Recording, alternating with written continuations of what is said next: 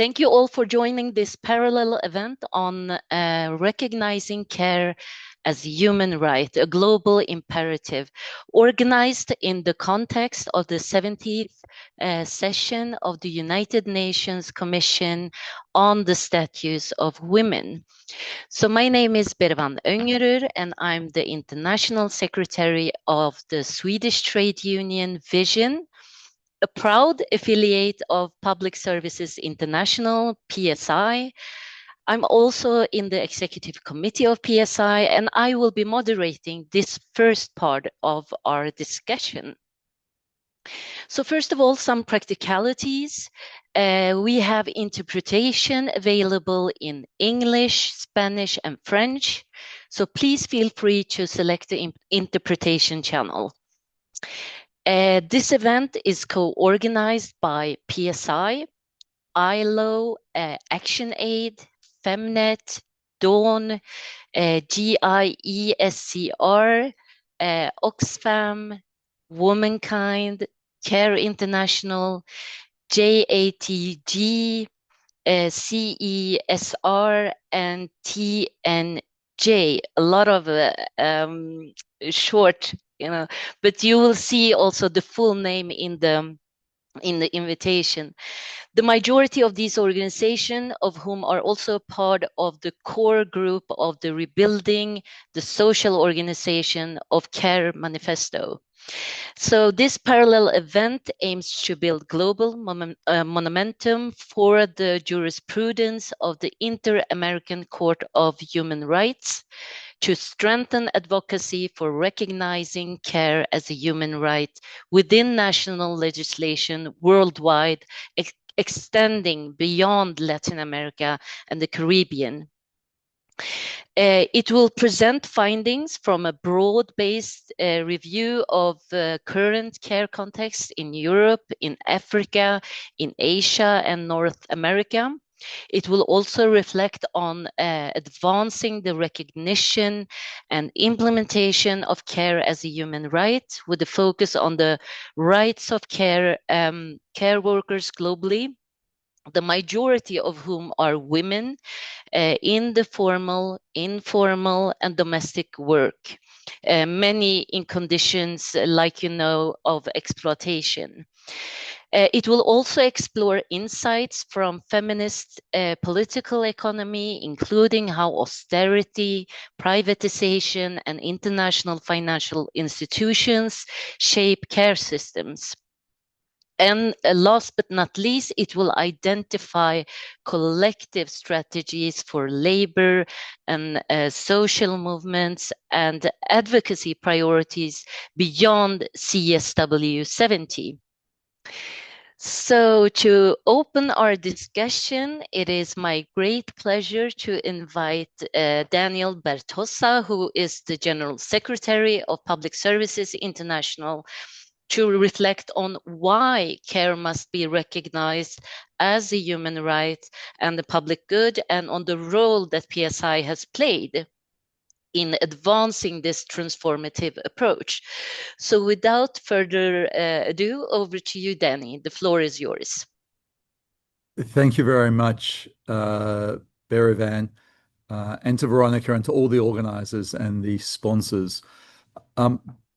Public Services International represents the voice of all care workers around the world, all of them who carry out their work in the public system, the private system, not-for-profit, and community facilities at national, local, and home-based levels. We're the workers who provide these care services worldwide, and we're also the workers who are fighting back at the moment against attacks on democracy and workers' rights. Now, as was mentioned, in 2021, PSI worked with a group of feminist and human rights organizations to launch the document Rebuilding the Social Organization of Care. And it's a manifesto which presents a bold approach and a new approach at the time to addressing care and the care crisis that the pandemic was making impossible for people to ignore. And it contained what we call the 5 R's. And that went well beyond the ILO's 5R framework to set out 4 strategic differences. The first is that we need to recognize care as a human right. The second is that we need to redistribute the care burden from families to public services and acknowledge that care is a public good. The third is that we need to reclaim the public nature of care as that public good, and reclaim the fundamental role and acknowledge the fundamental role of the state in financing care, but also for providing care for all, because where the state finances the care, but it's provided by the private sector, we know that there's extraction, and there are problems. And then the fourth is to reward public service care workers with decent work and also ensure they have representation through their independent trade unions. Now, we were bold when we did this in shifting the narrative from this notion of the care economy to the social organisation of care. And what we now know is that this shift has not only changed the direction of the discourse on care, but it's also triggered some resistance and some backlash from privatisers of care and large corporations who want to turn care into a commodity, to profit from it and to extract our common good and our common wealth from it. And that's why we need increased clarity in our proposals and increased unity in our fight, because we are facing that backlash. So 2 years ago, in 2024, the International Labour Conference of the ILO stopped short of recognising care as a human right, and stopped short of recognising care even as a public good, which seems quite extraordinary. And that was largely in the face of the employers' oppositions, but also because I think we weren't perhaps as strong as we could be with the governments and even parts of the labour movement. And instead, what they did was they elevated the role of public-private partnerships in advancing the care economy. And this was obviously supported by the employers group, because that creates profit for business interests and their constituencies. But last year, and many people will know this, the Inter-American Court of Human Rights issued an advisory opinion which confirmed the existence of care as a standalone human right under the American Convention on Human Rights. And so for the first time, care was recognised independently, whilst also being understood as interrelated with the totality of human rights. And that's quite important, to have this standalone right to care, but connected to these other rights that exist in the international human rights framework. Now, this opinion reaffirmed also the fundamental role of the state in guaranteeing this right and organising care systems. As is often the case with these rights, the state is the primary responsible body for realising these rights amongst each state's citizens. It also reaffirmed the responsibilities of all actors within the social organisation of care, in which the private sector is only one amongst many. And the court also importantly placed care workers at the centre of the care system. And that's critical for anyone who's engaged in the care system, because care is essentially a relationship between people. Care is received by people and it's given by people. So the care worker is absolutely essential, and it's quite important that the court in this context place care workers at the centre of those care systems. And it recognised their full labour and trade union rights. And it also made visible the feminisation and the racialisation and migrant status that shaped the care workforce in the Inter-American region. But it's also the case to varying degrees in pretty much every country in every region around the world. The court also did some other things. It made clear that work-life balance and the redistribution of care that penalises women's labour and their participation in the labour force is very important. And it was clear that stability and progression and equality can't be achieved without recognising these human rights. And this has been a position that trade unions around the world have long advanced through collective bargaining. And so in response to this, PSI is launching the results of an internal survey that confirms how unions and women workers have taken the lead in advancing care rights at work. And we've made some really important progress, but we still have a long way to go through our union work, through our social coalition building, and also through continuing to make bold, audacious, and strategic and credible proposals. We know that we must ensure that profit never undermines rights. We know that access to care must not depend on the ability to pay, and that universality and quality can't be weakened. We know that intersectional inequalities can't be deepened, and we need to find a transformational model of care that instead unravels these intersectional inequalities. And we know that households, and women particularly within them, must not be forced to absorb the gaps created by privatised care systems through unpaid labour and devalued labour, particularly in poorer communities. So in the discussions we're going to have today that I think Berivan's introduced and others will contribute to, and we've got some fantastic speakers, we've got to find ways to take the debate beyond the countries in which the Inter-American Court has jurisdiction and ensure that that debate gets spread out across the world. Because I think we're at a really important moment on our path towards the CSW discussions on care in 2028. And if we're prepared, and if we're united, and if we struggle, we know we can make further progress and we can win. So I'd like to wish you all well today and thank everybody for their contribution. It's an important staging post in an important battle for care, for the workers who provide it, for those who need care, and in our fight against intersectional inequalities. Thank you very much, and I wish you well. I would like to sincerely thank you, Danny, for your leadership and for the strong commitment that Public Services International has shown in advancing the recognition of care as a human right. Through PSI work with its affiliates around the world, the organization has played a crucial role in bringing the voices of care workers and public service unions into global debates, challenging the commodification, the privatisation of care, and advocating for care systems that are public, right-based, and gender-transformative. This leadership has helped move the conversation from recognizing care as an economic sector to understanding it as a fundamental human right and a cornerstone of social justice. So thank you so much, Danny, for your speech. Having said that, let's move to the second segment of this event, which will be our first panel, care as a human right. Where do we stand today?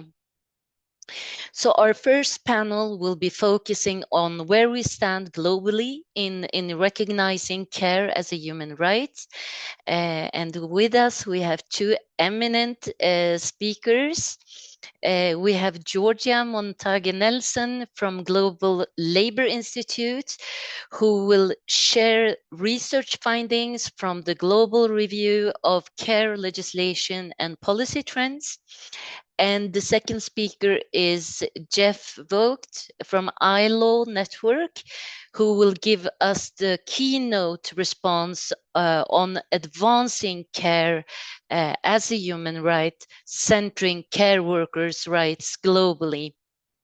So it is my great pleasure to give you, Georgia, the floor. So please, the floor is yours. Thank you so much for that introduction. I'm going to share my screen if I can. I hope everyone can see that. Wave at me if you can't. Great, you can.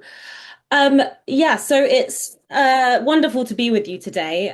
As the introduction that was given, my name is Georgia Montague Nelson, and I am the director of an organisation based in the UK called the Global Labour Institute. And we are a research and education organisation that works with the trade union movement internationally. We've worked together with PSI for several years, focused on issues around violence and harassment, and also around some of the work that's been done on rebuilding the social organisation of care. So it's a pleasure to be with you today to share some of the findings of that this recent work that we've done.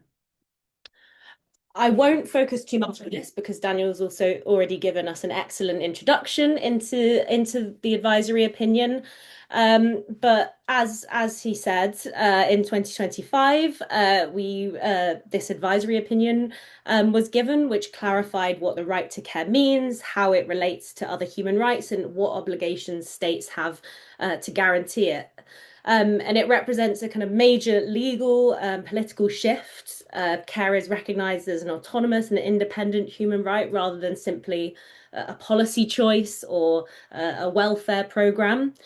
And so this kind of creates new opportunities to advance the recognition of care rights globally.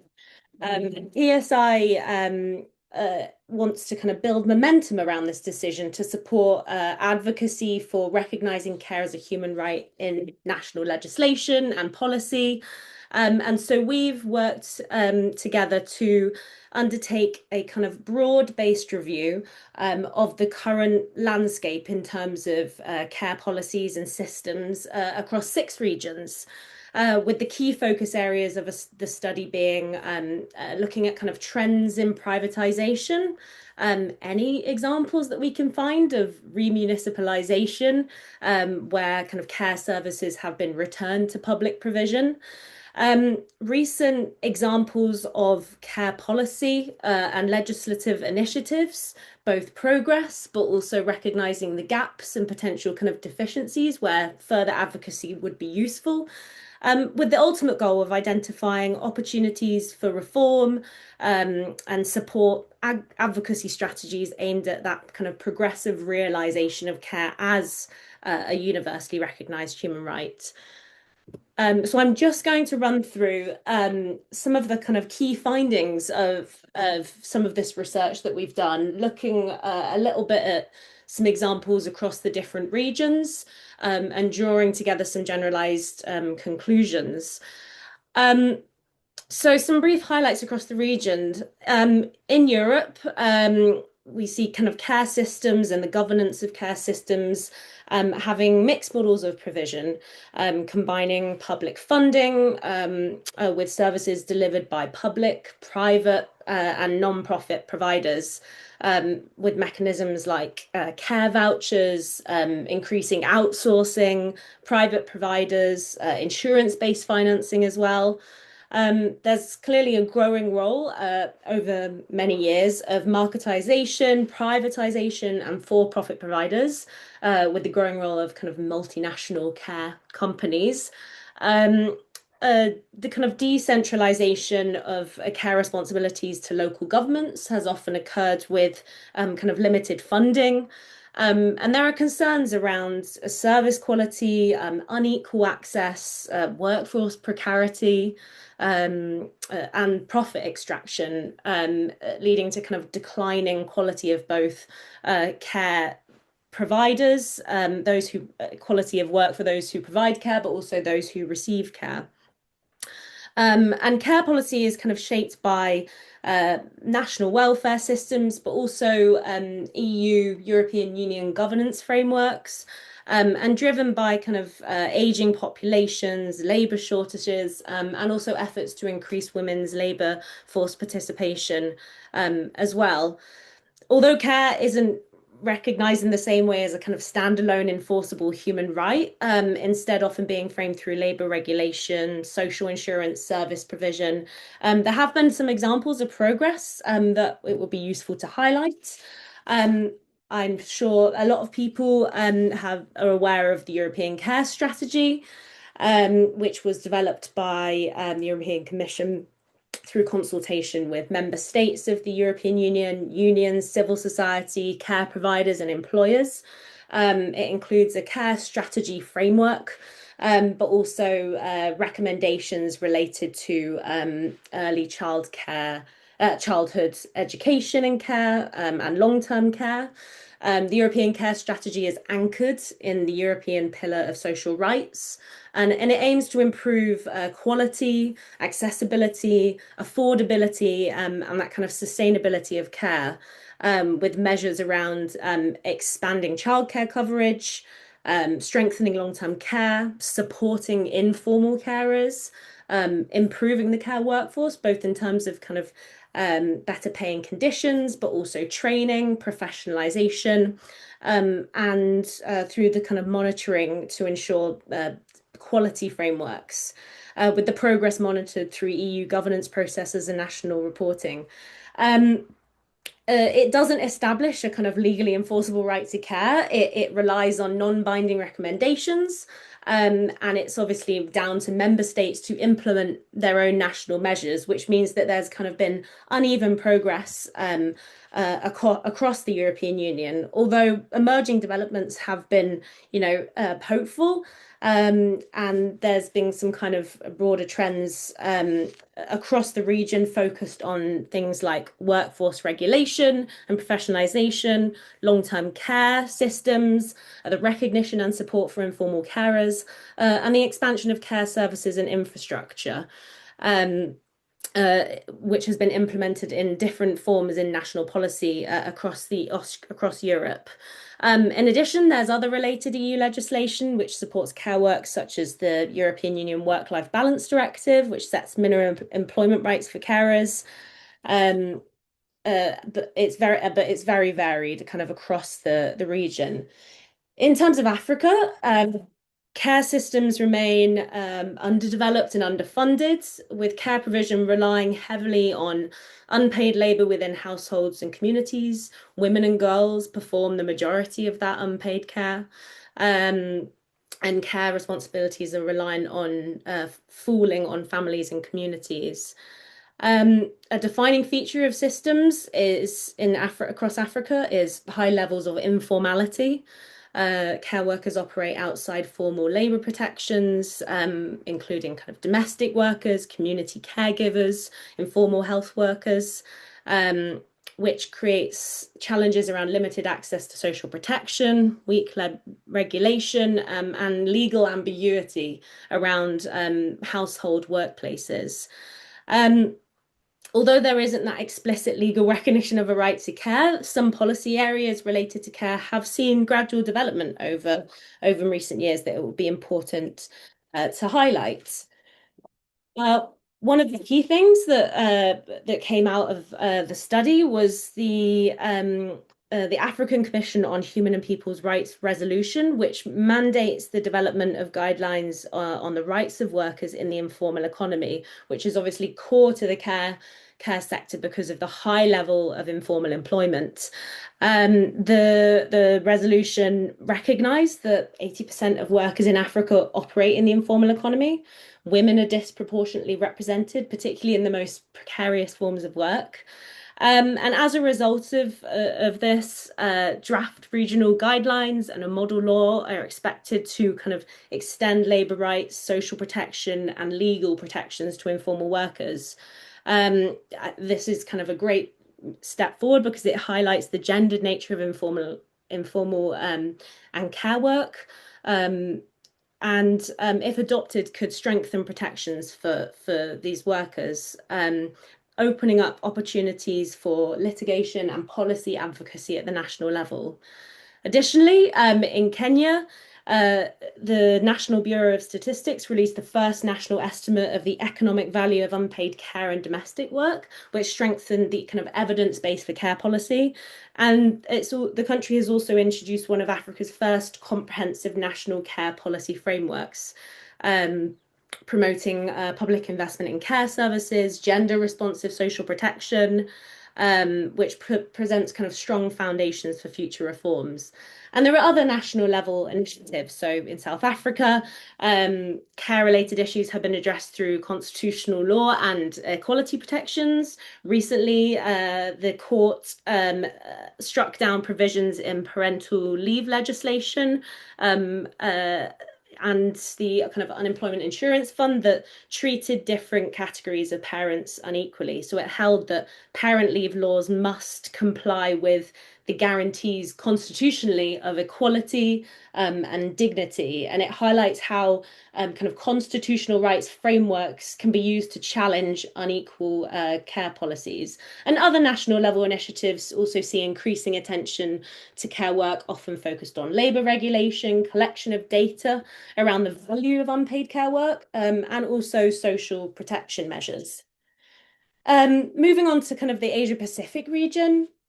Across the region, we see care work as feminized, low paid, weakly protected. There's divergence between the South, which is kind of more family based, and East Asia, where you see greater levels of state and market involvement. And despite kind of a growing policy attention, privatisation, weak labour protections, and the challenge of limited regional governance are continuing to constrain a kind of rights-based push forward in terms of care systems. Despite this, there's a rising demand for care due to ageing populations, changing labour markets. Care systems, however, remain fragmented, and policy development occurs mainly at the national level, which means that there's quite uneven progress across the region. However, there are some initiatives to highlight. One is in Australia, there's been kind of care sector reforms in recent years, particularly following the Royal Commission into Aged Care, which identified systemic failures in aged care, linked partly to the privatisation and marketisation of care services. And as a result of that commission, there was recommendations for a major overhaul of aged care, including a new human rights-based aged care framework which prioritised dignity, safety, autonomy. And as a result of that, the Aged Care Act was introduced, which also included a statement of rights and principles centred on dignity, autonomy, and quality care for older people, although focused mainly on the recipients of care. There have also been other initiatives across Australia, including commitments to expanding universal childcare access, development of a national carer strategy to recognise and respond to unpaid carers' needs, and a draft national strategy for the care and support economy being developed, which focus on kind of improving jobs and developing more integrated care systems. There are also other initiatives across the region. In the Philippines, for example, we see the recognition of community-based care workers in parts, which has resulted in the strengthening of kind of the employment status with implications for social protection and working conditions, and also the development of national plans on the quote-unquote care economy. And similar kind of plans are being seen in other countries. In Indonesia, the development of a national care economy roadmap. In Malaysia, the development of a national care strategic framework and action plan with measures such as reforms for services, workforce development, and expansion of care infrastructure. Policy recognition of care across the region is clearly increasing, although there are kind of ongoing challenges due to kind of that lack of a regional governance presence, and also challenges related to funding, fragmentation, and the kind of deregulation across the region as well. In the MENA region, Middle East, North Africa, care provision is largely family-based with limited public investment.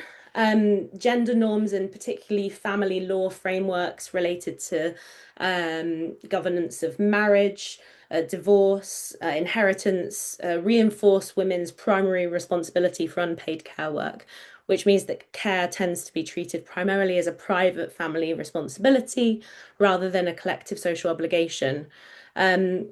Formal care policies exist mainly through labour law, social protection, and health policy, but unfortunately they're often limited to formal sector workers. despite the fact that domestic and migrant care workers play a major role in the system. Care systems are also shaped by privatisation, institutional care models, and weak regulatory oversight.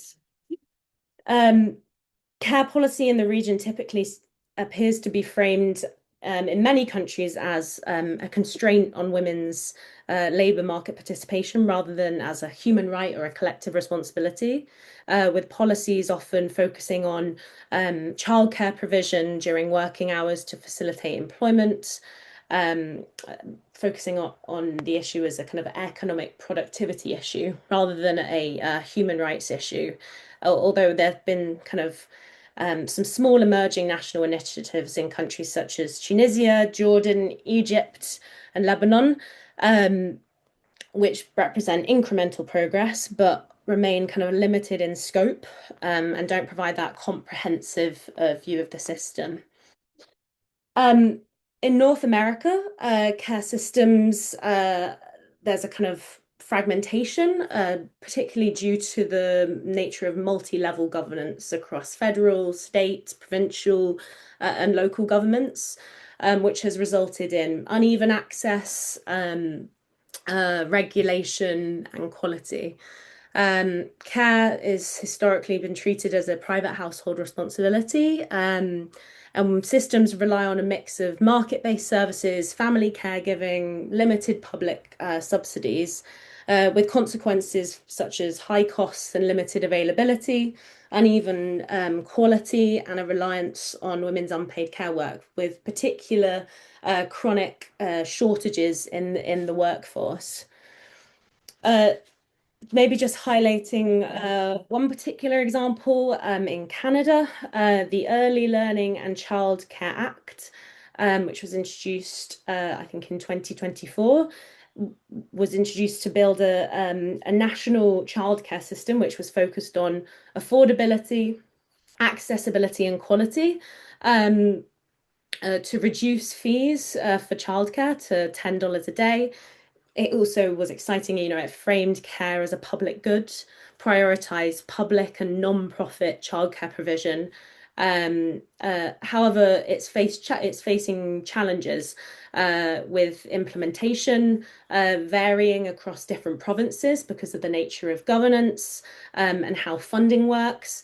There are long waiting lists, workforce shortages and poor working conditions, and the creation of childcare deserts, particularly in rural and remote areas. And for-profit providers are increasingly playing a key role. And there are growing concerns about the future of the program and whether the funding will be there to sustain it. In Quebec, it's often held up as kind of like a great example. They've operated a low-fee childcare model since the late 1990s, which was focused on publicly funded non-profit centres, helping to establish childcare as a public social infrastructure rather than as a market commodity. However, much like in other regions and in the rest of Canada, there are growing pressures on the system, which means that there are long waiting lists, staffing shortages, budget pressures, which has also raised concerns around kind of what potential future reforms might mean for the system, particularly with the changing political priorities of new governments. And finally, coming to the Caribbean, with care provision largely often focused on family-based and limited public infrastructure. Systems across the Caribbean appear to rely on a mix of family caregiving, market services, and targeted welfare programs, often with limited access and affordability. Care is increasingly being recognised as important for gender equality and for development purposes, but is often framed as welfare, a welfare issue, rather than as kind of a universal right. And there are also implementation challenges in moving the issue forward due to fiscal constraints, workforce shortages, and weak regulation. Although just a few things to highlight recent developments, some examples from Barbados and Jamaica. In Barbados, the Family Leave Act recently introduced a gender inclusive family leave framework, strengthening rights for caregivers, although it's framed primarily through kind of employment rights. We've also just this year seen the creation of a social empowerment agency in Barbados to consolidate multiple agencies into a single integrated system for child protection, disability support, welfare assistance. And the government in Barbados has also announced plans to introduce universal nursery access for young children starting soon. Although it's expected that implementation will require expanded infrastructure and increased staffing capacity, and the demand at the moment is expected to exceed what's the supply is available. So, I mean, across the region, care systems remain fragmented, under-resourced, and partially privatized, but there are kind of some green shoots to highlight. So I will, that's just kind of a broad overview of what's happening across different regions. Just to kind of briefly summarize, globally, care systems continue to rely on, family care mainly by women. There's growing privatization and marketization of services. Often, reforms that are being introduced are kind of rights adjacent. Policies are treating care as a kind of social, labor, economic policy tool rather than a human right. But there are some green shoots, and governments are developing policies which are increasingly recognizing the importance of really paying attention to the issue of care work through national care strategies, long-term care programs, support for unpaid caregivers, and stronger labour protections for care workers. These are important advances and show strong potential for recognising care as a right into the future, although it's clear that implementation challenges related to political will, fiscal capacity, and other challenges will also play an important role in kind of slowing progress down potentially as well. So I'll stop there because I've spoken for a long time now. Thanks so much.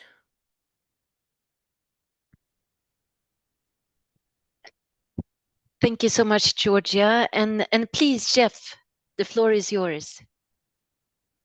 Well, thank you. First, I want to thank PSI and all the other organizers of this event for the invitation.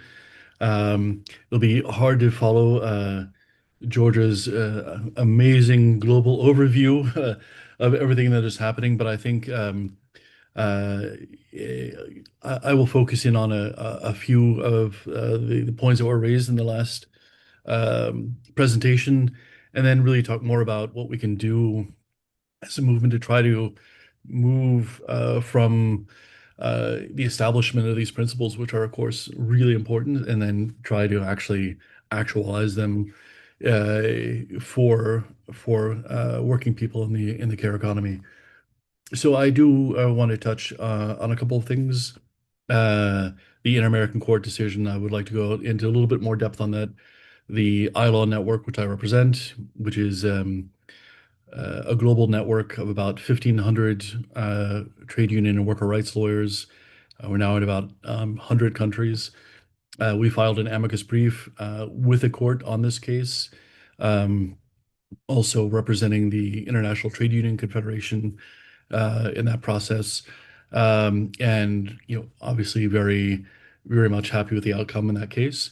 We'll talk a little bit about what's happening at the African Commission on Human and People's Rights. So I think what we're seeing at the regional human rights courts are actually quite important and an area for us to, I think, make some real progress. And we'll briefly circle back to the ILO. So, again, just to touch a bit more on the Inter-American Court decision.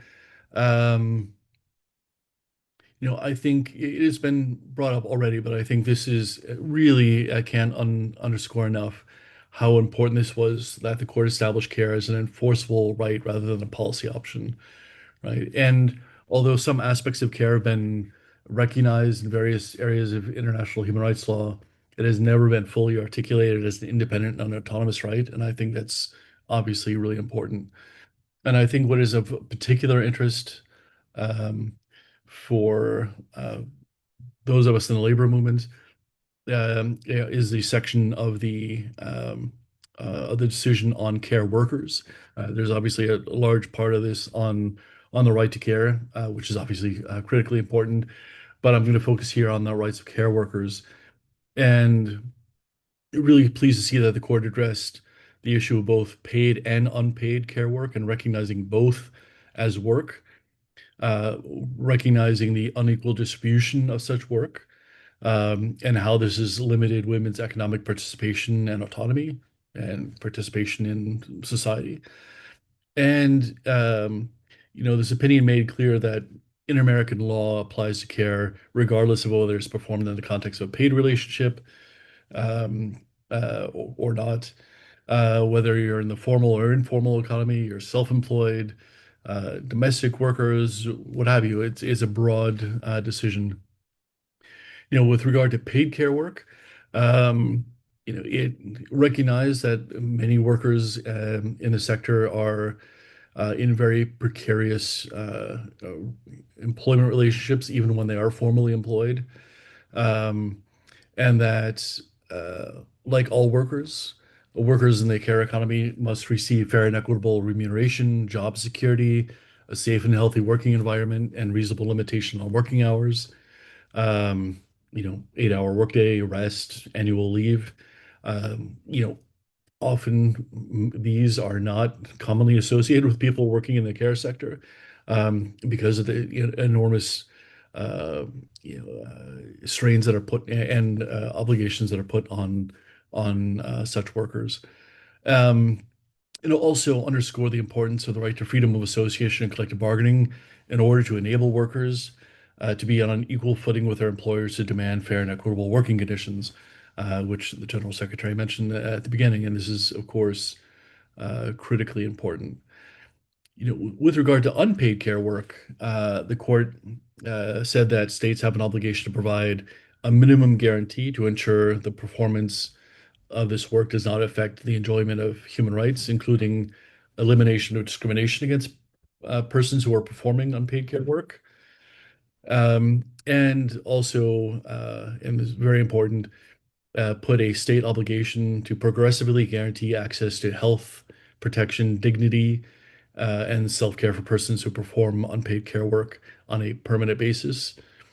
So this means limits on daily working hours, minimum rest periods, and enrollment in social security systems in health and in old age pension systems, so that those who are performing unpaid care work are still recognized for the work that they are providing those they are caring for and to society as a whole, and that, of course, then the state has a reciprocal obligation to take care of them, right?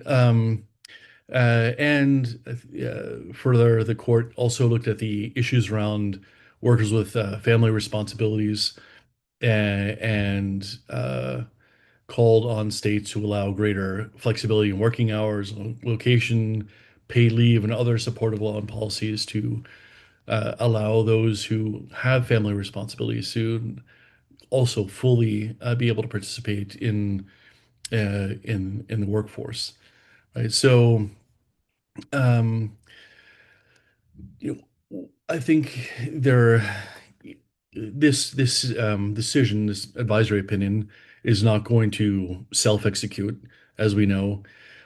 So this is going to require all of us, the trade union movement, feminist organizations, uh, associations of care workers, broad coalition to be pushing at the national level to make this happen, right? So first, this is going to require the transposition of this decision into national law and regulations. While this is, of course, a technical issue, there is obviously a political issue as well. And building the coalitions to make that a reality is going to be really important. Um, and given that the constitutions in some countries in the Americas will incorporate the findings of the Inter-American Court, there may be also ways to um, file impact litigation to hasten the process of getting um, legislatures to start regulating on this area. Um, but I think there are other things that need to happen, right? Yeah, and as we know, the law itself, even when you have a good law on the books, means nothing unless there's a constant demands made on those who have obligations and duties under those laws. Right? So I think it'll be important for civil society, trade unions, and civil society to really help break down this decision, right? I think we can count on a very few hands the number of people who have actually read the entire decision, and I would say most of them are not those who are beneficiaries of the decision, right? So I think breaking this down and communicating to care workers, care recipients, public institutions, how we interpret the scope of this decision and shaping public perceptions about what this decision means for care work and care workers is going to be incredibly important.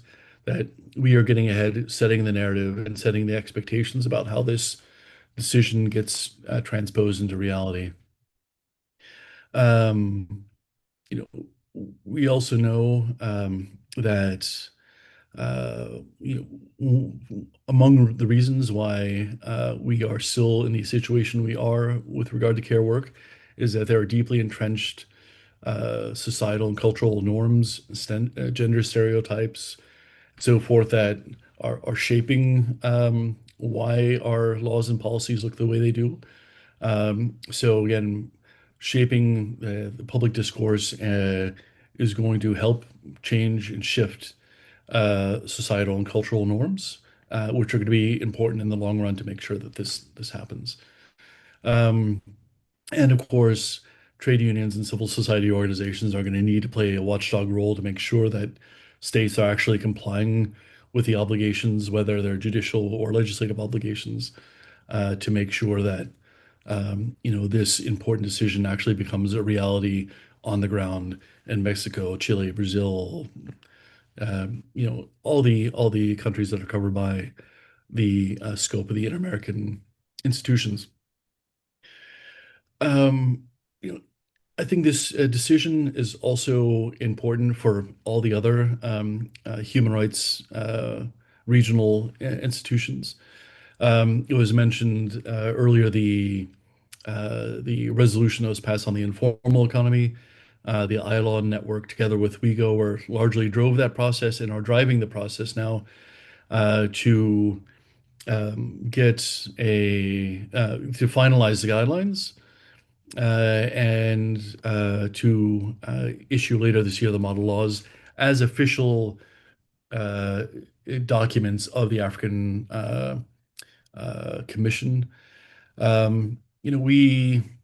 The African Charter actually has a number of provisions that are relevant to workers in the informal economy, but the African Commission generally has not focused on labor law matters and has deferred most of that to the ILO.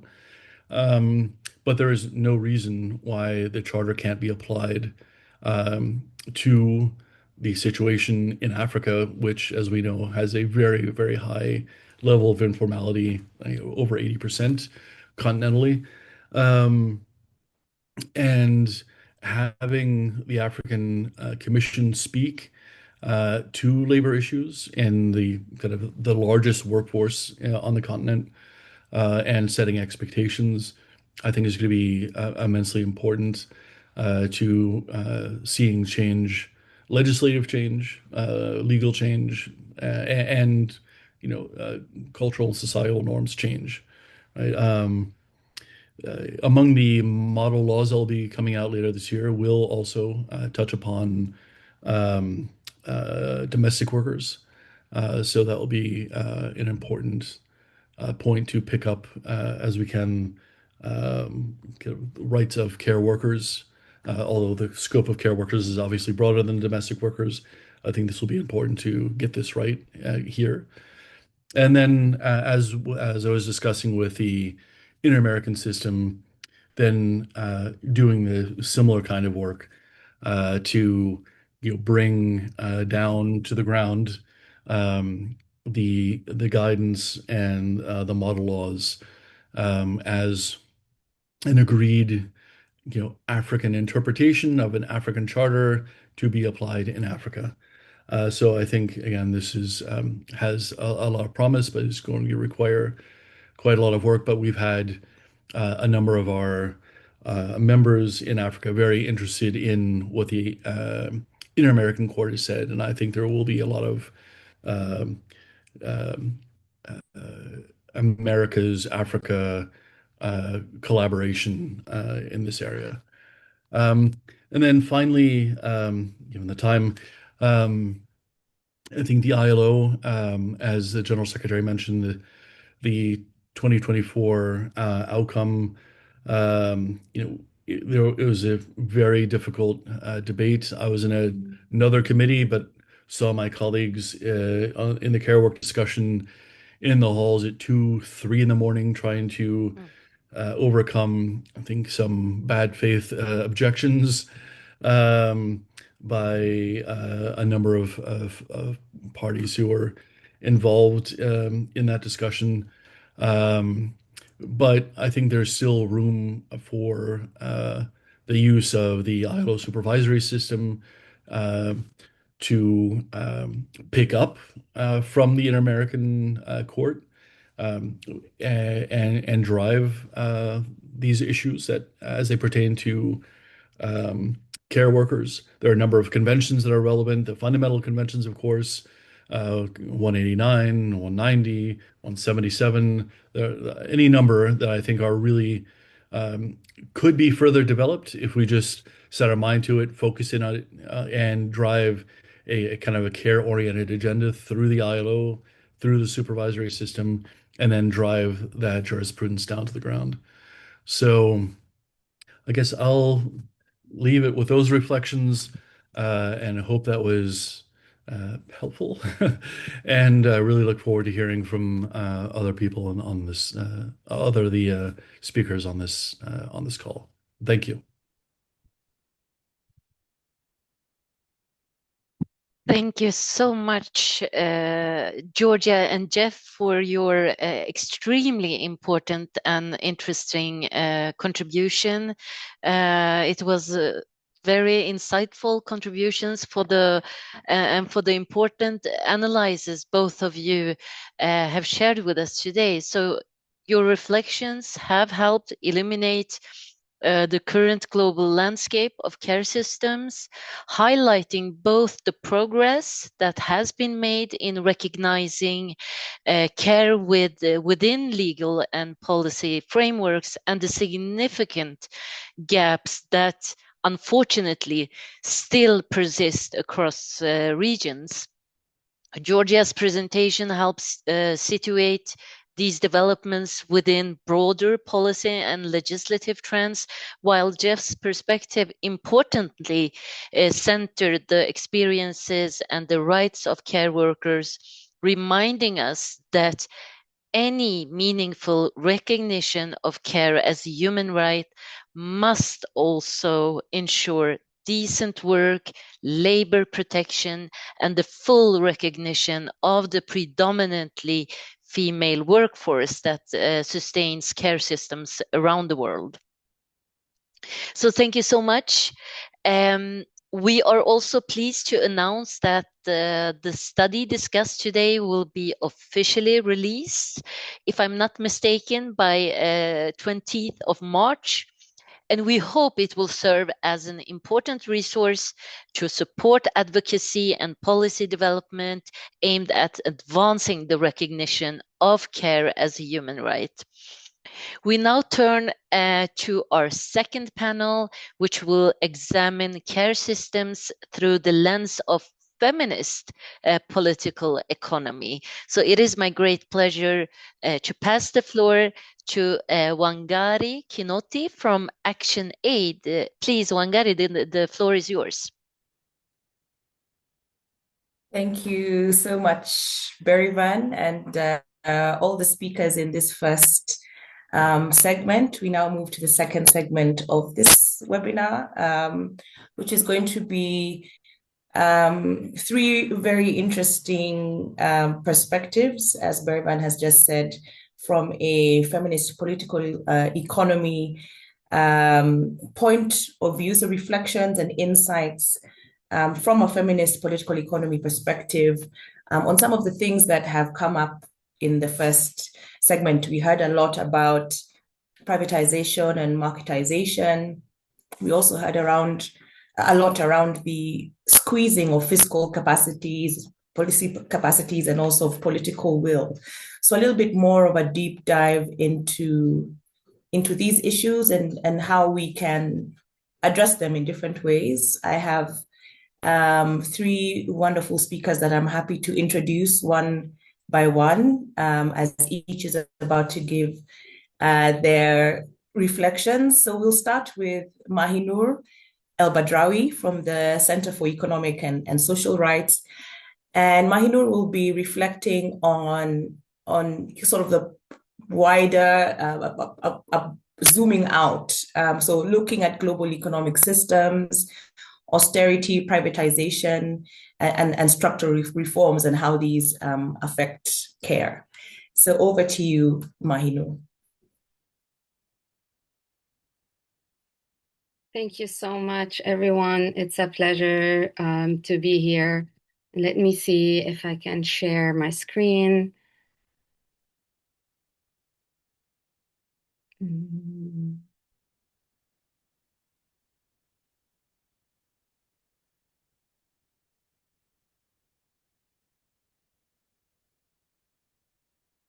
Okay.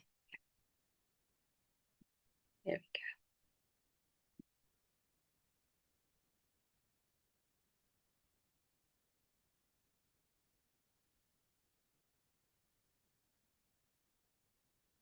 Yeah, so my name is Mahinur El-Badrawi. I work with the Center for Economic and Social Rights.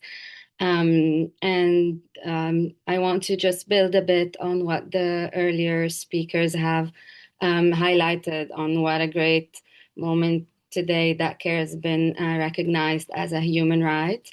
However, what I want to focus my contribution on today is why care systems remain so underfunded and how did they get to the fragile place that we're at now to begin with.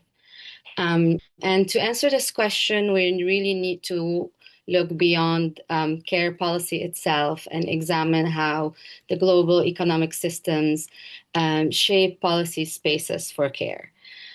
So care systems are typically influenced by fiscal policy, by debt dynamics, by tax systems, financial markets, trade and labor regimes.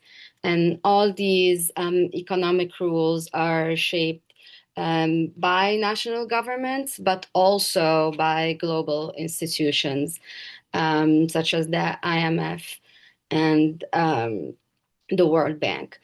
So it's not a surprise that policy choices in the economic and the global economy determine whether care systems are funded or fragmented or privatized, as we are seeing increasingly. So if we look at what we really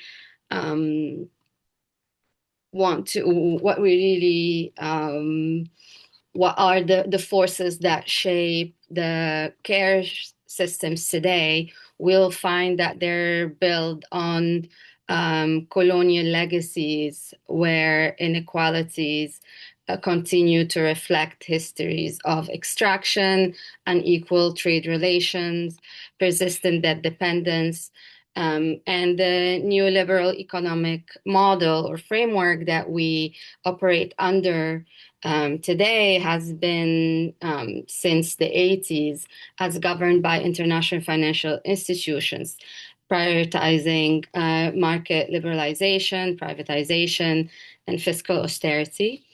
And specifically, we all know that over the the past decades, the IMF and the World Bank have supported structural adjustment programs that require cuts in public spending and privatization of public services and deregulation of labor markets in return for loan programs for global South countries that struggle from historical inequalities due to that system run by those institutions to begin with.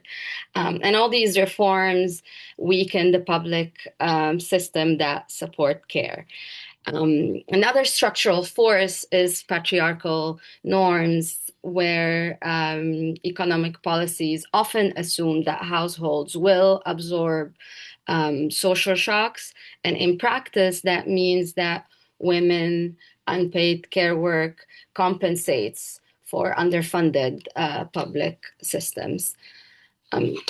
So specifically, these structural dynamics translate into policy channels through fiscal consolidation programs being the primary concern or the primary approach of IMF programs, where they typically focus on reducing public wage bills that cut public spending, which eventually also limits social spending. And all these sectors together affect the sectors that are central to care systems, like healthcare, education, childcare, social protection systems, etc.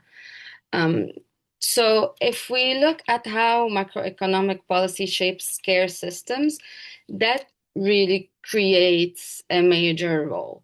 And that's a World Bank statistic that we have here, is that 3.3 billion people live in countries that spend more on debt than they spend on health or education, and that crises often trigger austerity programs where IMF and the World Bank prioritize debt servicing with policies like surcharges and private care systems that leave those who historically carried the heaviest burden behind.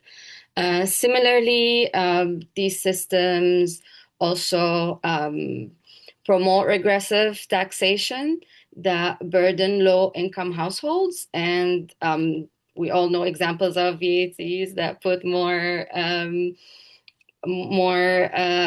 unfair burden on women, and also resist illicit financial flows that drain public resources. And there is plenty of advice in IMF policy research about illicit financial flows, but when it comes to actual action in program level work on the country front, that really we don't see it translate into action. And that's why negotiations in the UN Framework Convention on International Tax Cooperations are really key today.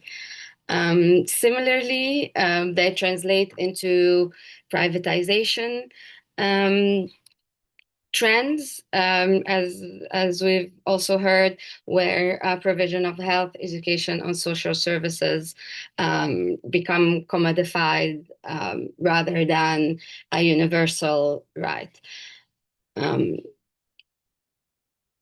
So if we look maybe at what it would look like if we were to reclaim economic policy space for right to care, then we must really look at how we can change economic policies to strengthen progressive taxation.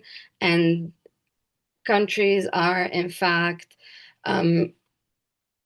obliged, they have a duty, right, under the International Covenant of Economic, Social, and Cultural Rights, Article 2, Sub 1, to mobilize maximum available resources for universal public services.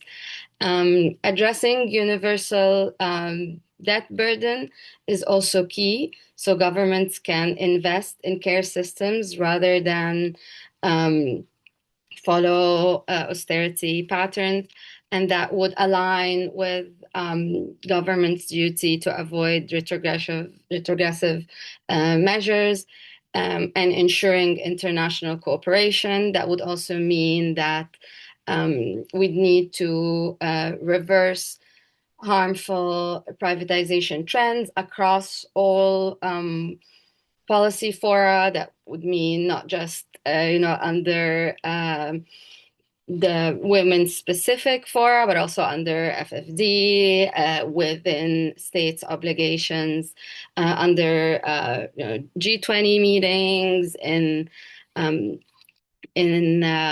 also IFIs or multilateral institutions, and that also then means that the state will have the obligation to regulate the private sector, ensuring that there is availability, accessibility, and quality of essential services. Also ensuring decent work for care workers, including fair wage and labor protections, is essential. That would mean not pushing women to work and be actors in unregulated private sector, which is a very prominent trend that we see coming out of the flexibilization of labor and reducing wage bill that is consistent across IMF advice for Global South countries. And then also it is essential that we build universal rights-based care systems, which would then align with principles of minimum core obligations and the progressive realization of economic and social cultural rights under the Covenant, International Covenant on Economic, Social, and Cultural Rights.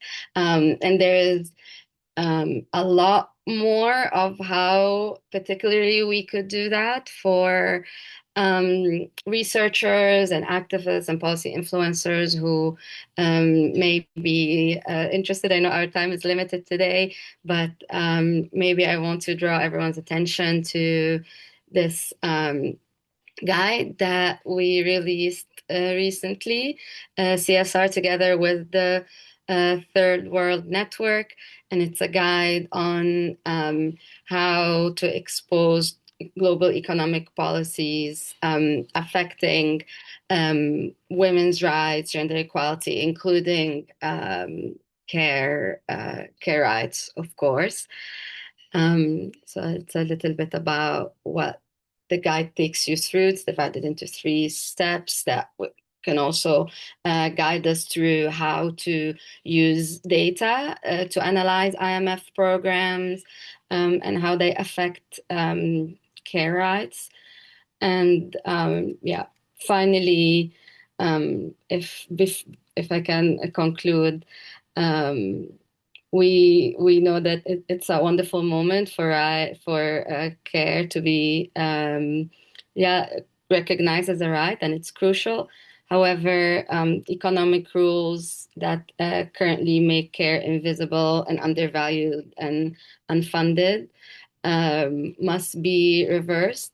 And it's essential for the foundation of our economy and societies that care is treated as a public good, as a shared responsibility, as a central pillar to economic justice. So yeah, I will stop here.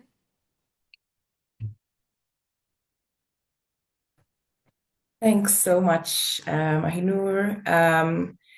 To move to our next speaker, who I know also wants to share reflections around reclaiming the macroeconomic and multilateral space towards or for for the right to care. So I'm going to welcome Nicole Maloba with the African Women's Development and Communication Network. Nicole, over to you to share your thoughts. Thank you so much, Wangari. And thank you so much to the panelists who came prior to my contribution. They've really, set the tone for the conversation we're having today. So I'm really honored to contribute to this on recognizing and financing care as a human right. So I'll speak, of course, from an African feminist perspective, but mostly also from a political reality that many of us across the global south know too well. Care has always, of course, sustained our societies, our communities, our economies. Yet, as Mahinur said, it remains systemically undervalued, underfunded, and pushed into the private sphere, as though it's not central to public life. But what is very important, and I think most of us here will echo this, and to be echoed till the end of this panel, is that care is a human right and a public good. It's not charity, and it's not a private issue. It's not a women's issue. It's not a girl's issue. But most importantly, it's a state obligation. And this framing is very, very useful because it reminds us that recognizing care as a right, it changes the terms of the conversation. When you start coming in with, state obligation, it means that care cannot be treated, as an individual moral duty, as a favor, and women, will somehow continue to absorb it indefinitely. And so that means that, states must fund, they must, in their financial design, deliver public systems that support both those who give care and receive care. And of course, in the continent, this is actually not a new or foreign agenda.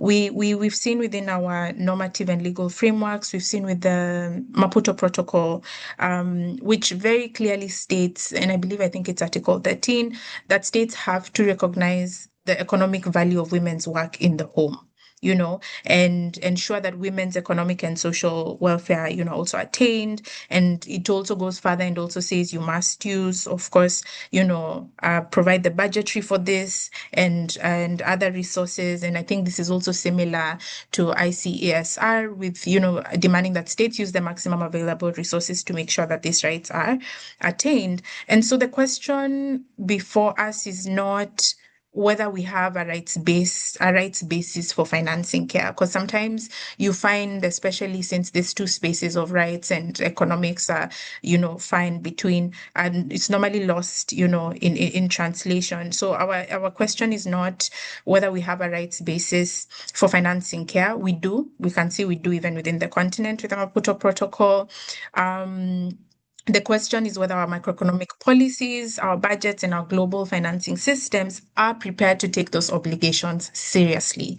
And that is where the problem lies. So when we're saying financing care as a human right, we're actually saying, we mean publicly funded, gender-responsive universal systems, decent wages like Mahinur mentioned, and Jeff, and labor protections for care workers in all their diversity, both informal and formal. We mean the right to care must apply to everyone, regardless of income, gender, class, disability, migratory status. So taking that intersectional approach to that. But also, we mean that care workers themselves, the majority of whom are women and in the informal sector in the continent, must be protected, fairly compensated, and able to also organize and bargain collectively. I think that's a very, very important thing when we're talking about financing care as a human right, because that also gives the agency to be able to contribute to the policies that actually, make a huge difference in the lived realities of women and girls. But as Mahinur mentioned, none of this can be realized under austerity. And I won't focus too much about the issues on austerity. because we can't celebrate care as a human right with one hand while cutting the budgets that make care possible with the other. And so we really need to reject gender blind austerity and a financing architecture that protects care economies and essential public goods. So in such a context, care is often discussed. We're still finding, as much as we've had a lot of progress, we are still finding that care is still discussed as a policy rhetoric, but not necessarily as a genuine, budgetary priority. And so if care is a right, then it must appear in public finance policies, discussions, discourse analysis as a right. So it can't be here discussed as a private sphere, and then we decide here we're discussing it as a human right, and then in another sphere we're discussing it as labor. And we need to be able to have that sort of streamlining across all aspects, that it must appear in public finance as a right. And that means, of course, it must be funded in national budgets, it must be protected in times of crisis, and it must be defended in international negotiations, of course, about debt, tax, trade, development finance. And here is where, of course, that means we'll be looking at matters of course, tax justice. Mahinur talked about, the issues about illicit financial flows, which are also covered within the African Charter, about how African states also have an obligation to make sure that they cap what happens with illicit financial flows. So again, here we do have this, frameworks, and I think the issues about implementation and also intentionality are some of the challenges which would have to cap to ensure that care is actually also financed as a human right. But on tax justice, I think the thing I'd like to mention is about, of course, the mandatory gender impact assessments. The feminist movement has been calling for that quite a lot, because this, of course, will result in governments being able to collect gender desegregated fiscal data so that budgets can actually, reflect and reduce the care burdens rather than deepen them. And of course, public investment over privatization, development finance has to be reoriented away from private profit-driven models and towards much more direct public investment. That's not only that is actually the only route to universal access grounded in justice rather than extractivism, because rights cannot depend on profit. And so if we're always relying on privatization, on PPPs, on trying to deliver these services to private capital, blended finance, that's very risky, because if they don't make profits, then they'll pack, oh, we didn't get profits this year, so care can take a seat. And that's why we're really, really pushing for development finance to be reoriented away from the private sphere. Then, of course, debt is a feminist issue. Care, it's a care issue. We've seen what happens when debt servicing takes precedence, and that's why also the feminist movements have been insisting on, debt restructuring, debt cancellation where necessary, and a new sovereign debt mechanism which will be able to support public goods, not illegitimate and unsustainable debt burdens. But I think more broadly, we need to rethink economic priorities. There's a lot of deprioritization because the current economic model rewards, extractivism, militarization. We've seen a lot of budgets going towards militarization as opposed to, care economies, profit maximization, all while rendering, life-sustaining labor invisible. And that's why the feminist movement calls for an economy that centers care as a foundational pillar of economic and development policy, because a feminist economy would do the opposite. It would not only look at the questions about what drives the economy, it would look at what sustains people, communities, and the planet, and it would treat care, well-being, redistribution, all these, cohesive indicators of progress towards having a feminist economy, which would actually result in having considerations for a care economy. But I think also in the continent, this is deeply political. It's a deeply political and Pan-African question. I mentioned the Maputo Protocol already provides a framework for asserting on women's economic and social welfare, maternity protection, the recognition of unpaid labor, all as not optional extras, their rights. But we've spent time right here for those of us who are at CSW celebrating, of course, the legal frameworks. We've celebrated CEDAW at 45.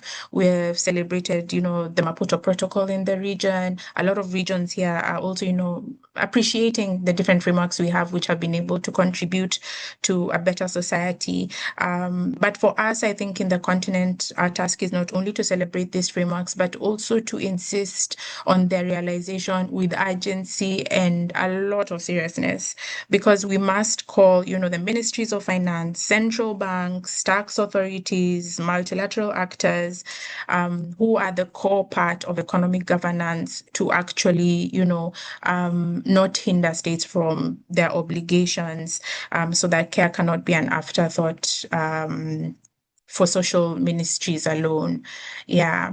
But I think just in summary, we've seen, of course, women, have been financing care for generations through this invisible labor. We've subsidizing states and markets alike, but this model is very unjust, and it's very unsustainable. A lot of people are tired. I think all of us here, through different ways we contribute to the care economy, know that it's not unsustainable, and it's incompatible with, any true commitment towards the equality of human rights. So if care is a human right, then it must be publicly financed. If it's about public good, then we must move away from austerity and privatization. And if we are serious about justice, then also the global financial architecture must stop constraining the very, fiscal space and countries are trying to, navigate through to be able to build universal care systems. Yeah, I'll just stop there for now. Thanks, Wangari. Back to you. Thanks so much, Nicole, for those really great insights. You've been getting a lot of reactions in the form of emojis. I don't know if you've been able to see them while you've been speaking, but thanks very much for those insights. I'll invite the final speaker in this panel to come in. This is Nilanjana Mukia with OXFAM International. Hello, my good friend. I wanted to ask you to pick up on one of the things that Nicole mentioned, which is in this conversation, the importance of collective bargaining and agency for carers and care workers. But I would like you to pick it up from the perspective of what needs to happen in terms of movement strategies to support care as a right, as a human right, and also what are the advocacy, some of the advocacy directions that we can take at CSW and beyond. And you can answer all that in just 10 minutes. Thank you so much, Wangari, my old friend and comrade.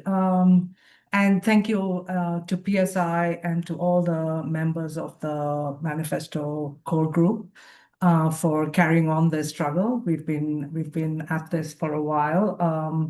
I'm going to basically start with sort of talking about the first important strategy, which is to recognize and celebrate progress and gains. I'm not going to go into detail because you've heard from the first panel what some of those gains are, but we don't do this often, which is to recognize our collective wins. So since the time we started in 2021, we have done a lot of collective work. I would actually even like for us as the core group to develop a timeline to remind us of the different gains and progress we've made. But just to name some of them, both in terms of norm setting and coalition building, whether it was the UN resolution on the centrality of care, although limited, it did demonstrate a push for a recognition of care, or the Buenos Aires commitment, or the ASEAN declaration by the member countries recognizing women's unpaid care work and committing to invest in care infrastructure, and ultimately, of course, something that we are focusing on, which is the Inter-American Human Rights Court's advisory opinion, which marks the win for the legal recognition of care as a human right, which is, of course, absolutely fundamental to our cause. We have in progressive movement spaces as well, and it's an important strategy to sort of remind ourselves of this. So progressive movement spaces such as those organized around tax, debt, fiscal, economic, and climate justice. We have also made significant progress in the way that social organization of care has become to be seen as a central pillar in the resistance to global neoliberal economic consensus. I'm thinking about the Future is Public work that we did as a massive coalition. None of this would have been possible if it weren't for the intellectual, strategic, and mobilization labor to connect the dots that feminists and unions have done across the world. Let's remember the Argentinian Ni Una Menos movement, the Kenyan protests against so-called IMF reforms. But while recognizing our gains and progress, we also have to remember, I think it was Daniel who sort of referenced that, what is the resistance, what are the traps, what are the co-options that are also happening, and some of them are around sort of the language itself, which is important. Smart economics. Even the care economy, we do have to think about whether we want to use the language of care economy. This work that BSI did, sort of the social organization of care, is an important sort of move away from the language of care economy. But apart from language itself, which is important because it sort of signals what is coming, which is financialization, privatization, the Uberization of care that we have sort of referenced in the first panel, as well as my colleagues in the second panel. The second piece is sort of recognizing that what the world that we inhabit today, and how the fight back from oligarchy, the clawback from oligarchy, is much more entrenched today than it was even 5 years ago. Almost all the elements of the post-war consensus and international norms are under attack, whether it's the social contract, international law, multilateralism, or democracy itself. And I want to reference some of the findings that we had from our last year's report from private profit to public power, financing development, not oligarchy. And this is something that Nicole was talking about, development finance, which is incredibly important around an important pillar to consider when we are talking about financing of care itself. So some of the findings from that report, since 2015, the richest 1% have gained at least 33.9 trillion in wealth in real terms, enough to end annual global poverty 22 times over, going by World Bank's definitions of the poverty line. Billionaires alone, there are around 3,000 billionaires now in the world, according to Forbes, have gained 6.5 trillion since 2015, enough to end annual global poverty 4 times over. Wealthy governments are making largest cuts to development aid since aid records began in 1960. G7 countries who account for around 3/4 of all official aid are cutting aid by 28% for 2026 as compared to 2024. And all of this is really important to understand, that we are, even 5 years ago, it was bad, but it's becoming worse. And the drivers, some of this we've already referenced in this webinar, the drivers for this extreme concentration of wealth. We all know this, but to name them, one is the misguided push to put private investors at the center of development finance, and which has failed. The effort by major development actors, including the UN, to focus on supporting powerful global North financial interests has led to a track record of associated harms and mobilized paltry sums. So just an example, this report found that the claims that a dollar in public resources could mobilize an additional $2 to $5 from US dollars from private sector it was just a claim, or it was made, it didn't bear out, because a study has found that a dollar mobilized by public financing is mobilizing only 0.37 cents in private investment in low-income countries. The second piece is around, Nicole was talking about it, as well as Mahinur, around the debt crisis. So private creditors are exacerbating the debt crisis. Private lenders now account for more than half of the debt owed by low and middle income countries. This means that some of the richest people in the world directly benefit from the crippling debt repayments from governments of the global south. Indebted countries transferred 90 billion more annually to private creditors than they received in 2022. And the third piece is around how governments are forced to, and also some of them have handed over power and resources. So countries which should play a key role in delivering on development goals have handed over immense power to private actors and constrain their own abilities to deliver universal public services. And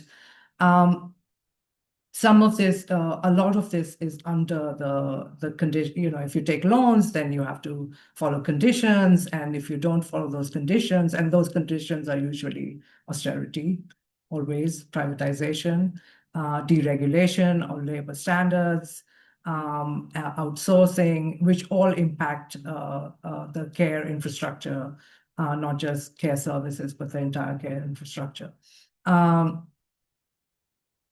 And there's been an astronomical rise in private wealth as a result of all of this. Between 1995 and 2023, global private wealth grew by 342 trillion, 8 times more than public wealth. Global public wealth as a share of total wealth actually fell between 1995 and 2023. So it's actually numbers telling you how much money is being concentrated in private hands, and which always impacts the delivery of services, including care services. Extreme wealth concentration has also translated to concentration of political power amongst the wealthy.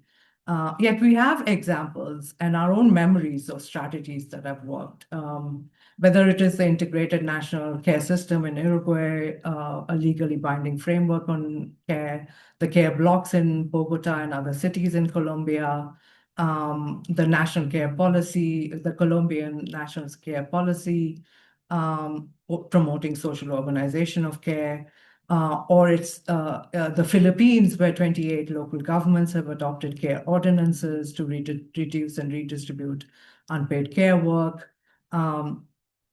or the launch of the national care policy in Kenya based on its first-time use survey. So there are national and local level mobilizations and activism. There is a greater focus on that, which we have also heard from the study that PSI has done. And we have to learn from others, and there is the Latin America region, where There have been a lot of strategies that have been used, so we have to learn from them. We have to bring some of those learnings to other regions, and we must facilitate these despite the current constraints we are facing. Some of the recommendations and strategies that we can use is to redouble our efforts to build alliances and new alliances, including with political actors, to ensure that we reclaim our democratic, legislative, and judicial processes, which are progressively being captured by the oligarchs. There are several examples in our current history, in our present history, presence, and our history, which we can learn from. And governments themselves must form alliances for collective resistance, whether it's to push back on IMF conditionalities, or it is to have a new debt mechanism. Governments have to form coalitions with themselves, especially governments in the global South. We have to reject the Wall Street consensus or the Washington consensus. Government and development actors have to reject private finance as a silver bullet to funding development and funding public services, and embrace a public-first approach to ensure high-quality, universal, free healthcare, education, and care services. And taxation policies, whether it's the UN Tax Convention, asking for back efforts for a new UN debt convention, and advocating and pushing for the global North countries to reverse the catastrophic cuts to aid and meet their 0.7% ODA target as a minimum. These are some of the strategies that we can definitely sort of push and look at how we do this collectively. And just to say that labor rights, labor rights are incredibly important because, and it is to sort of work with unions and to work for and to struggle for labor rights is incredibly important, because that is democratic and that will bring back our democracy, and that will bring pushback against oligarchy. And that is exactly the sort of, labor power and labor sort of mobilization is exactly what they would be worried about as well. I would also, as part of our as part of the work of this particular core group, I would love to hear about what strategies people who are in this webinar, what strategies do you think we need to sort of mobilize around? But I would also ask the collective, this core group, that we renew our efforts at cross-movement mobilization, and also maybe have a new pact for the social organization of care, a next iteration of the Care Manifesto, looking at the world that we are living in. But I'd love to hear, back to you, Wangari, but I'd love to hear from others what they think about what strategies we can employ. Thank you.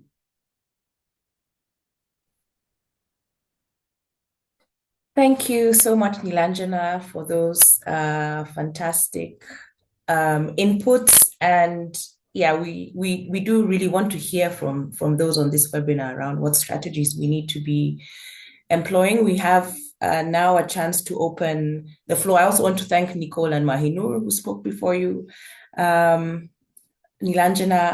but also now hand it over to the next moderator, so that we open the floor for discussion. So I'm going to pass on the mic to Camila Barreto from the Global Initiative for Economic, Social, and Cultural Rights, just to take us through this time for an open discussion.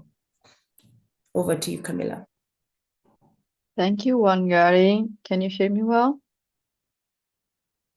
Yes, very well. So I have the difficult task of closing this excellent conversation with last remarks. I have Juneia asked for the floor, but just quickly, I think today we have analyzed care from different angles. So we started looking at policies in different regions, and one of the challenge I think we have is diversity between regions, challenges, concepts even, right? So care is a stronger concept in a few regions. In others, it is linked to labor rights concepts or social protection. So there's even a language challenge there.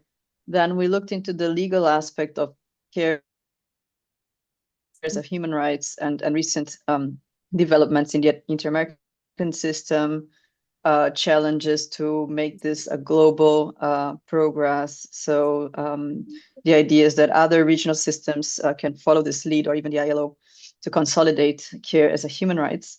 And in this last panel, we looked into the structural challenges in terms of financing, financialization of care, how this connects to privatization. So, and Nilangela, thank you, because you already entered into some of the strategic questions, right? I think the question for this group is, what should we do about it, and what our strategy can be around the right to care?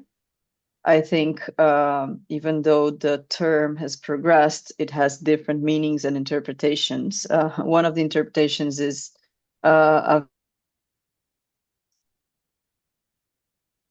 human rights, of equality, intersectional discrimination, etc. So how can we strengthen our pledge for care as a human rights and our particular conception of care as a public good?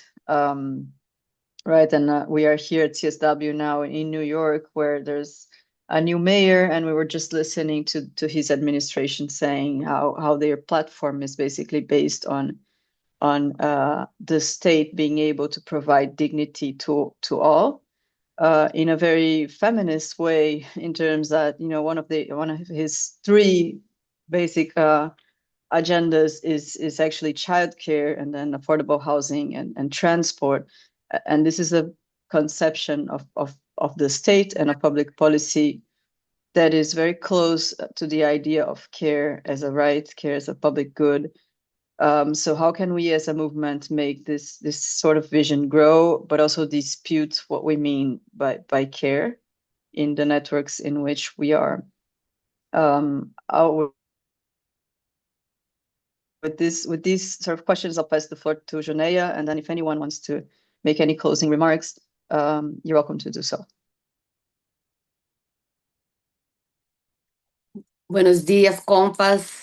Buenos días, buenas tardes, o no sé, buenas noches.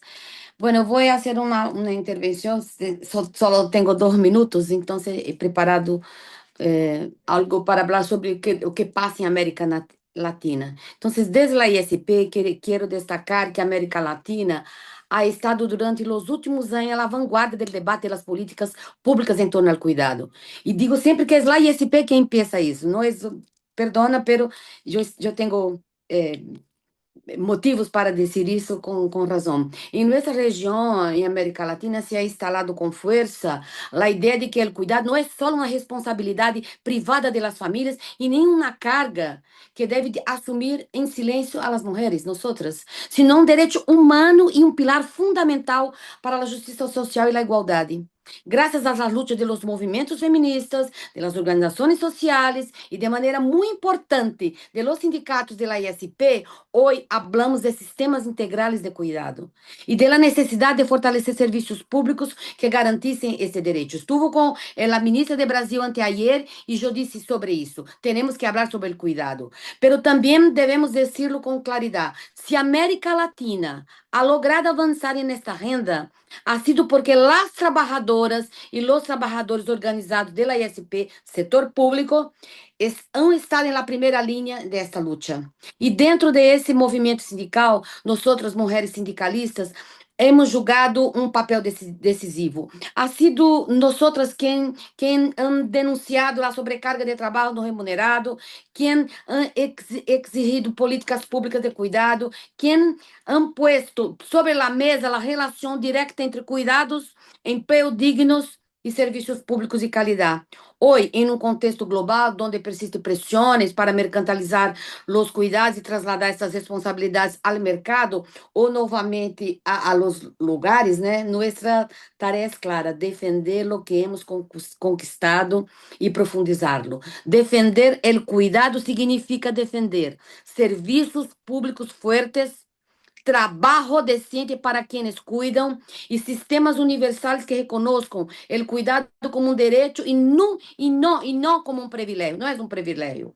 Então, desde a ISP, vamos a seguir trabalhando junto a los governos, los movimentos feministas, a sociedade civil, para avançar hacia uma reconstrução social da organização social do cuidado mais justa, mais solidária e verdadeiramente democrática. Porque quando defendemos o cuidado, defendemos a vida, a igualdade, o futuro de nossas sociedades e os serviços públicos. Então, muitas graças.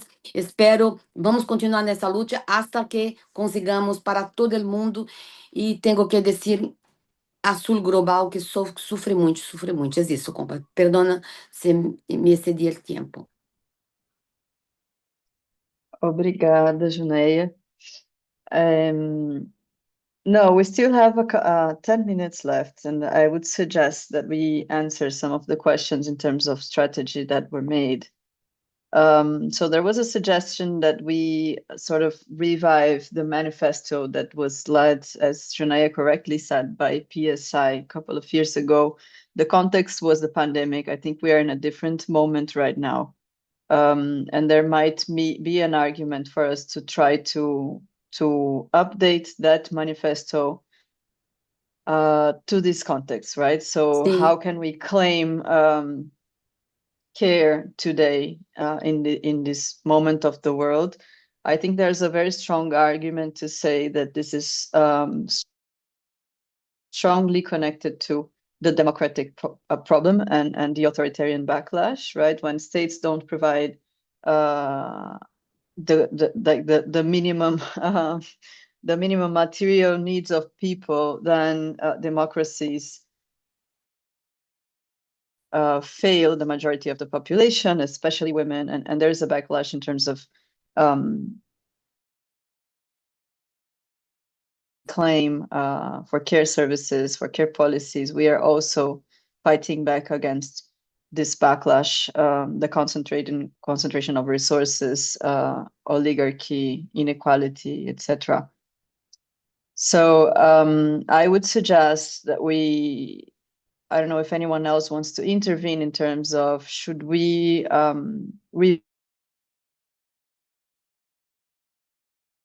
coalition in terms of claiming again care as a central agenda of our times, and an agenda that is connected to the role of the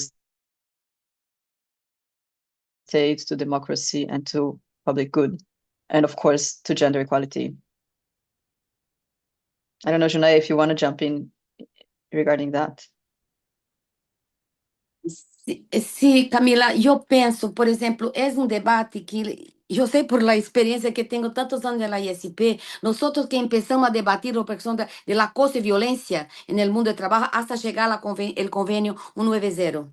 Entonces, en este caso, también empezamos nosotros de la ISP. Es importante, entonces, hacer una conversación con los otros sindicatos globales, traerlos. Tenemos muchas conversaciones, no sé si todavía siguen, con la Internacional de la Educación, que siempre fue muy parceira. Entonces, y otros sindicatos globales que tenham trabalho, que não tenham discurso, que tenham um trabalho sério de começar a debater isto. E eu penso que, por exemplo, aqui em América Latina é possível, estou aqui também na conferência em Nova York, pero estou na região americana, poderíamos começar isso de novo, conversar com os outros globais, com as centrais sindicais, que é difícil.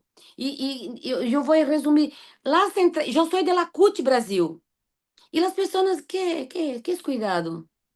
Não compreendem. Então, é fazendo uma provocação Entendeu? Puedo, por exemplo, falar com as mulheres das centrais de Brasil, empezar com as companhias de Argentina, de Chile, las Colômbia, enfim, as companhias de América Latina toda, del Caribe também, e buscar conversações e para provocar nossos governos. E eu penso que esta conferência agora, esta charla que estamos fazendo aqui, pode ser uma continuação de uma coisa que já vemos fazendo há anos, pero agora com muito mais força. É isso, penso. Não sei.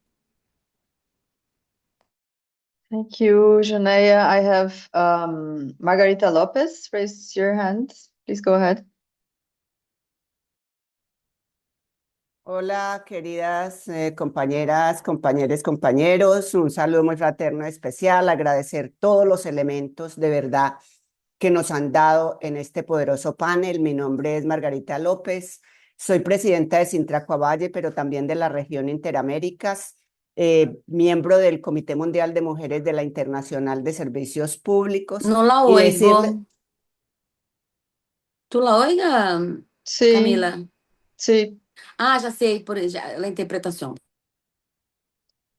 ¿Sí me escuchan? Sí, por favor, sigue. Hola, ¿me escuchan? Y decirles que frente a todos los elementos, comparto plenamente lo que ha dicho nuestra compañera Juneia. La Internacional de Servicios Públicos ha jugado un papel clave en la definición y en este pronunciamiento de la Corte Interamericana de Derechos Humanos. Trabajar en el reconocimiento del acceso al cuidado como un derecho humano fundamental, universal, autónomo, independiente de otros derechos, ha sido una conquista, como lo ha dicho Juneia, del movimiento sindical, de los movimientos feministas. Ahora tenemos un enorme desafío frente a este nuevo logro que es un hito para las mujeres en la lucha que hemos dado precisamente por la justicia feminista, porque definitivamente el cuidado como un derecho humano y como un bien público es el habilitador principal para el acceso a la justicia de las mujeres. La justicia feminista, sin cuidado no hay igualdad, sin igualdad no hay justicia, y sin justicia para las mujeres no hay democracia digna de ese nombre. Decir que en efecto no puede ser el cuidado un bien público ni un derecho humano fundamental si es tratado como una mercancía. Hemos visto en las diferentes intervenciones de los panelistas cómo se hace el énfasis en la necesidad de acceder a un financiamiento justo para garantizar que el cuidado sea un derecho humano y que tenga presencia real del Estado. Tenemos que trabajar y exigir sistemas públicos de cuidado que garanticen el cuidado como un bien común. Y me parece fundamental tener en cuenta 3 pilares fundamentales para la acción institucional. Integrar el cuidado en la justicia, vincular directamente las rutas judiciales con los servicios públicos de cuidado y cómo nosotros vamos a ser estratégicos en posicionar no solamente el discurso del cuidado, sino políticas públicas exigibles a nuestros estados para garantizar que el cuidado sea considerado realmente como un bien común y que tenga presupuestos disponibles para que nosotros podamos impulsar este derecho. El desafío ahora para el movimiento sindical es precisamente ese. Logramos el reconocimiento al cuidado como un derecho humano.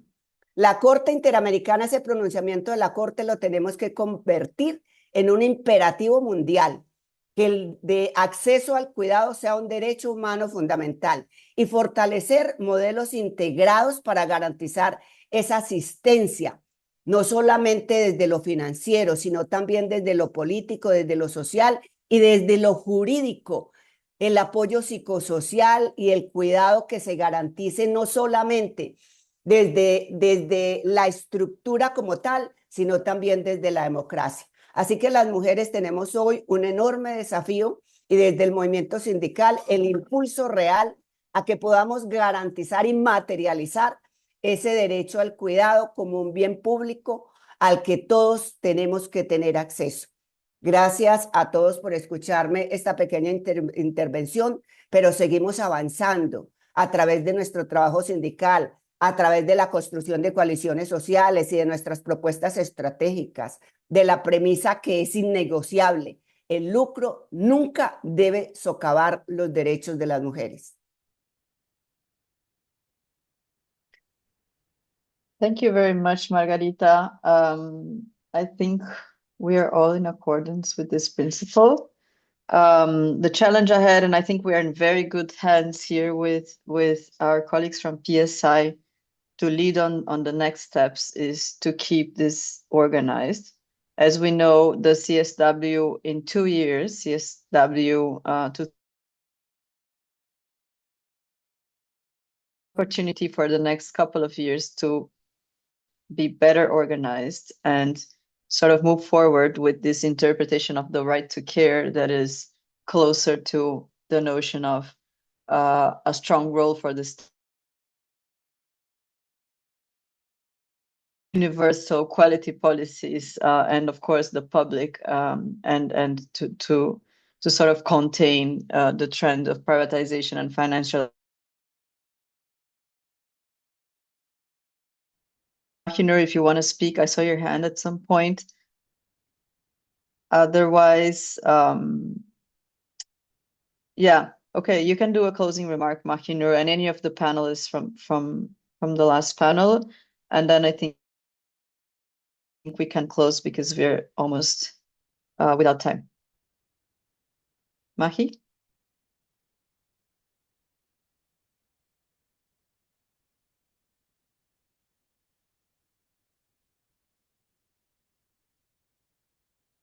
Yeah. Are you hearing me well?